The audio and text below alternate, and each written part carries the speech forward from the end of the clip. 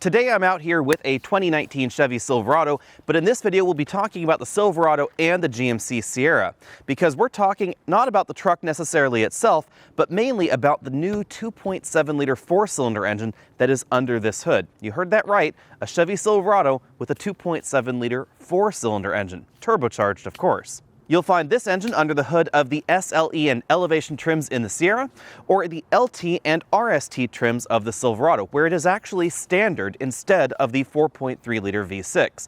That's the first and most important thing to know about this four-cylinder engine. It is not replacing the 5.3-liter V8 necessarily, it's instead replacing the 4.3-liter V6. Before we dive straight into the hood, let's talk about one of the things that you were all asking me over at facebook.com/AlexNautos, and that is, which do I prefer, the Silverado or the Sierra? Although this front-end design of the new Silverado has grown on me a little bit since I first saw it, I have to say that I definitely prefer the looks of the GMC Sierra better. In fact, actually, I think that the GMC Sierra is probably the most attractive overall front-end design that we see in the pickup truck segment at the moment. It looks a little bit meaner than what we find in the F-150, a little bit more modern as well, and it looks a little bit more truck-like than the more flowing design that we see in the Ram 1500. Now let's dive right into the engine lineup, because that is what we're here to talk about. I've left the engine running so you can actually hear what this sounds like from the outside. Some folks have described this as sounding a little bit like an economy car, and that is quite logical because it is a four-cylinder engine, and four-cylinder engines have a particular sound at idle and under acceleration as well. As I said at the beginning of the video, the 2.7-liter engine becomes a base engine in some trims for 2019, but it doesn't completely replace the 4.3-liter V6. For a half-ton pickup truck, the V6 still has a fairly healthy power output at 285 horsepower and 305 pound-feet of torque, and it's worth noting that that is the only V6 in this segment that was designed initially exclusively for pickup truck use, because you will find the Ford 3.3-liter V6 in other vehicles out there, and of course, the Ram 3.6-liter V6 is used in a wide variety of Chrysler, Jeep, and Dodge vehicles as well. That 4.3-liter V6 is still mated to the older 6-speed automatic transmission and gets 16 to 17 miles per gallon. Then we have this 2.7-liter, again in the two trims of Silverado and the two trims of GMC Sierra. This produces 310 horsepower and 348 pound-feet of torque thanks to the turbocharger. It's mated to an 8-speed automatic transmission, not the new GM 10-speed for some reason. Fuel economy averages come in between 19 and 21 miles per gallon. All trims where this 2.7-liter engine is standard, you can option up into a 5.3-liter V8 with GM's new fuel-saving technology. The 5.3-liter V8 is a little bit confusing in GM's lineup because there are actually two different 5.3-liter V8s at the moment. We have the older 5.3-liter V8 that has the cylinder deactivation feature. It will turn off just 4 cylinders, operate as a 4-cylinder engine, just like this 2.7-liter engine right here. And then we have the newer model, which will operate anywhere from a 2-cylinder engine on up to an 8-cylinder engine by dynamically disabling certain cylinders in patterns. That bumped the overall fuel economy from 17 miles per gallon on the old 5.3 up to a high of 19 miles per gallon for the newer 5.3. You'll notice that puts the 5.3-liter V8 in some trims in the same range as this 2.7-liter turbo, and I think that's the origin of some of the questions that I've received about this particular engine. Like the 2.7-liter turbo, that 5.3 is mated to an 8-speed automatic, while the older 5.3 is mated to GM's older 6-speed. Now, what about the GM new 10-speed automatic? Well, that will only be found on the 6.2-liter V8 at the moment that produces 420 horsepower and has that new cylinder skipping feature, or the upcoming but not announced yet 3-liter turbo diesel that we should be seeing later in the 2019 calendar year. The other thing I like about the Sierra is that it has the availability of GM's new multi-pro tailgate, which we only see in the GMC truck. In the Silverado, the tailgate just does this. Now, since this video is talking mainly about the 2.7-liter four-cylinder engine, I should mention that over in the GMC Sierra, you cannot get the multi-pro tailgate with the 2.7-liter four-cylinder engine. You actually have to upgrade to a different trim in order to get it, and that would mean that you would end up with the 5.3-liter V8 standard. Before we go out on the road, let's talk about the EPA scores. This model right here is rated at an EPA average of 20 miles per gallon, not the 21 that is tops for the 2.7, because this model has four-wheel drive. The last 5.3-liter engine that we were able to test was rated at an EPA rating of 19 miles per gallon, so just 1 mpg lower than this. That one did have the new cylinder skipping feature. So let's take these out on the road and talk about the differences between the 2.7, the 5.3, how it compares to the competition, and which one might be right for you. The big advantage for the 2.7-liter four-cylinder engine is that it is significantly lighter than the 5.3-liter V8 or the 4.3-liter V6. Chevy tells us that the overall weight loss versus the V6 is 380 pounds, and that's a pretty big difference. Reducing curb weight not only impacts your acceleration, your braking, and your handling scores, but it also affects the overall payload capacity, and this model is rated for about 1,900 pounds. Let's get the scores out of the way so we can continue talking about this 2.7-liter engine itself.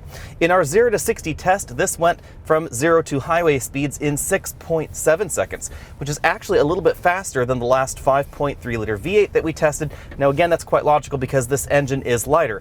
And we are driving the slightly lighter body because this has the shorter two-door cab. In our braking test, this model stopped from 60 miles an hour back to 0 in 130 feet, which is definitely shorter than the last model, again thanks to the lighter curb weight overall. But aside from that, the rest of the scores are the same because this is the same truck with a different engine under the hood. The 2.7-liter engine is also a little bit different when it comes to passing maneuvers. We're going 40 miles an hour here, the engine's loafing at 1100 RPM. If I floor it, waiting for it, there we go. Now we're actually accelerating there. It takes a while. The transmission has to shift, the engine has to spin up, the turbo has to spool up, etc., and then we get all that power that you expect. So 0 to 60 acceleration times are very comparable to the 5.3-liter V8, but passing times are not the same as the 5.3-liter V8. Now, in kind of an interesting twist, when we connect a trailer to this, I actually prefer the way this tows versus the 5.3 because we get a great deal of low-end torque in this model. If you've read or watched any reviews of this 2.7-liter turbo, you've probably heard what I'm saying here before. That's because a lot of folks seem to be comparing this to the 5.3-liter V8. I think the main reason for that is that the Ford 2.7-liter turbo 6-cylinder engine is the direct logical competitor to the General Motors 5.3-liter V8. But over here in the General Motors line of pickup trucks, that's not really the case. This was designed, theoretically, to replace the 4.3-liter 6-cylinder engine. And that is really important to keep in mind, because versus that 4.3-liter 6, we definitely get much more advantageous horsepower and torque curves, more torque on the boil at lower RPMs, much better towing nature, and, of course, better fuel economy as well. Some folks have been surprised that the 2.7-liter turbo can actually be faster than the 5.3-liter V8 in some situations. Now, initial 0 to 30 times were very, very similar between this and the 5.3 because of the little bit of turbo lag that we find at the bottom end of the acceleration run. But because this has such a broad horsepower curve and such a broad torque curve, it actually manages to get to 60 faster. This engine provides all of its torque down at 1500 RPM, up to about 4000 RPM or so. So it's a much broader area versus the 5.3-liter V8, and that really helps out when it comes to the 0 to 60 acceleration time and, of course, towing. It's also why we're able to climb up this mountain pass here in 8th gear with the engine loafing right around 12 or 1300 RPM, because we have all of that low-end torque, so the engine doesn't need to rev up in order to climb the hill. The result is that the overall driving nature of this is very different versus the 5.3-liter V8 or the 4.3-liter V6. The 4.3-liter V6 definitely needs to rev up an awful lot more in order to hill climb. Now, the odd flip side of that is that General Motors has programmed this 8-speed automatic transmission to definitely upshift very rapidly. So even when you're climbing steep inclines at low speeds, this transmission is not staying in 1st or 2nd gear. It's shifting up there to 3rd or 4th gear some of the time, and that ends up making it feel a little bit peculiar because it does sound like you're lugging the engine. Now, of course, we're getting all that low-end torque, so it's not really harming anything. Instead, it's trying to favor overall fuel economy. But it does mean that if you dig deeper into the throttle, the transmission ultimately ends up shifting 2 or 3 gears down, and it doesn't feel quite as smooth as the 5.3-liter V8's transition. Although this engine has the same displacement as the EcoBoost engine we find under the hood of the Ford F-150, the missions of the engines are quite different. And of course, we find more power out of Ford's 2.7-liter 6-cylinder engine. That's because Ford's target for that 2.7-liter was actually to compete with the 5.3-liter V8 under this hood that is optional, not this 2.7-liter turbo. And that's where I think a lot of people get a little bit stuck on overall comparisons. The Ford 2.7-liter engine produces more power and more torque. It's also a twin-turbo V6, not a single-turbo inline-4. Now that said, the Ford 2.7-liter turbo is very, very efficient. That's thanks not only to the engine, but also the fact that it gets a 10-speed automatic transmission, not an 8-speed like we find in this. Again, this is designed to be more of a base engine replacement, not a solid midline engine like we see in the F-150. And of course, there's just the general efficiencies of the F-150. It's made out of aluminum, and that really does reduce the overall curb weight of the vehicle, helping improve acceleration, performance, fuel economy, etc. And this is still a steel truck. So if you're looking for a steel truck with a little bit better efficiency, then this is going to be what you want to look at. The 5.3 may need to rev more in order to hill climb than this 2.7, but it sounds better. It's also better in passing maneuvers. So if you're living out in the country like I do, and you do end up with passing lanes frequently on roads that you travel on, it's going to be the better companion for those kind of situations. It also is going to have more passing power out on the highway. With all that out of the way, let's talk about efficiency now. We have been averaging 20.8 miles per gallon over a week of mixed driving with this particular engine.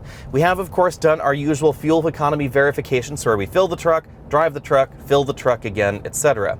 Our usual test cycle takes us up and over a 2,200-foot mountain pass, very much the same that we drove the 5.3-liter V8 engine on. And we've put about the same number of miles over our test week with this as we did the 5.3. There's been a lot of press out there that the 5.3-liter V8 was really getting better fuel economy overall than this 2.7, but in our tests that wasn't the case, although they were very, very close to one another.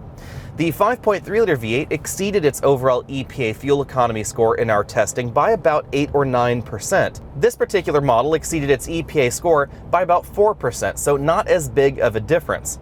The result is that I'm actually more impressed with the 5.3-liter V8's fuel economy than this 2.7-liter engine's economy, but that doesn't mean that the 2.7's economy is bad by any stretch.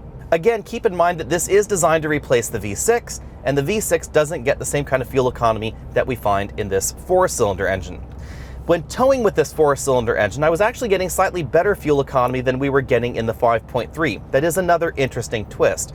Over our towing test cycle, I was averaging about 16.5 miles per gallon. We were down around 15.5 with the 5.3. So the delta actually enlarges when you're towing or hauling this versus the 5.3. I should also mention that in our testing with the 5.3-liter V8, it had a complete bed cover, and I was not able to get one for this particular vehicle in order to actually make a comparable test. That vehicle was, however, a little bit larger than this and a little bit heavier, so I think that overall should balance that score out, especially in combined driving.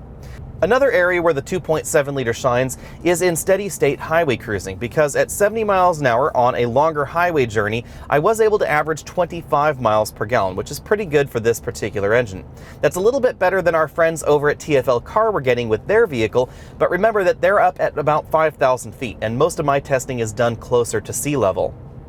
So if my money were on the line, which engine would I get? Well, I would get this engine over the 4.3-liter V6 for sure. I really like the way this drives, I like the way that it tows a trailer, and it is definitely more efficient than that V6. Be sure and head over to facebook.com/AlexNauto so you can see what we're driving this week, and if you want to support this channel, and I hope you do, click on over there to the top of your screen where you can head over to patreon.com and submit a monthly pledge. I'll see you next week.